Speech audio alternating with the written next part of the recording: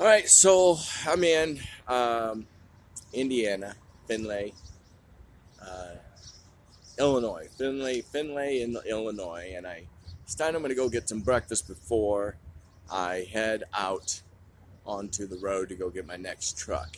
And the pulling this Burger King, and the door's locked. It's 8 o'clock. Door's locked, and they're understaffed. They don't have enough people to have the inside of. I get that. I get you're understaffed.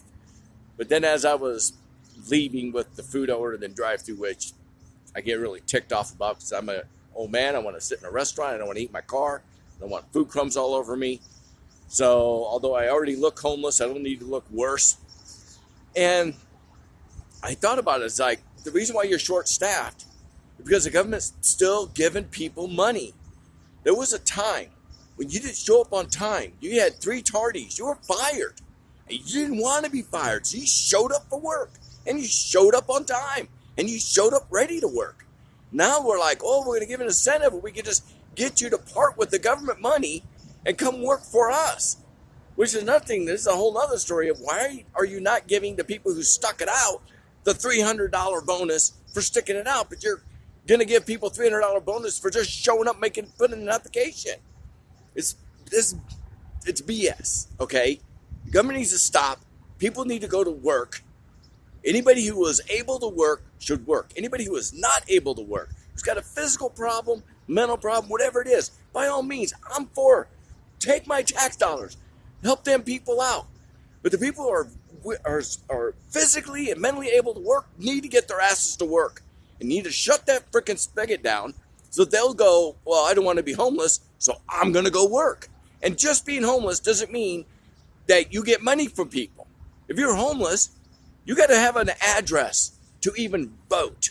You got to have an address to have an ID. You have to have an address to us. And I get all that. And give these people the opportunity and the resources so they can get these things, so they can get their act together and get off the streets, get off to work. But when their incentive is to stay on the streets and make money, where are you sending the checks? So I'm just going to finish this with, I am so sick and tired of the excuse of we're understaffed because we don't have enough people to work at a fast food restaurant of all places, let alone anywhere else. So the government needs to get their act together. I don't want to hear anything about, well, what about? Yes, when I was down and out, I received money from the government, but I got my ass back together. When I adopted 2 children, we had adopted from the state. They gave us a minimal amount of money. It wasn't enough to feed, clothe, and everything, and buy them a new car when they turned 16 or none of that. It was just enough to supplement, okay?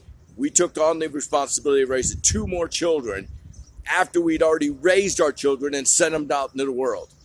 Okay? So I get that. There's times and places for people to have money from the government. Right now it's 2022. I'm tired of hearing about COVID. I'm tired of hearing about diseases.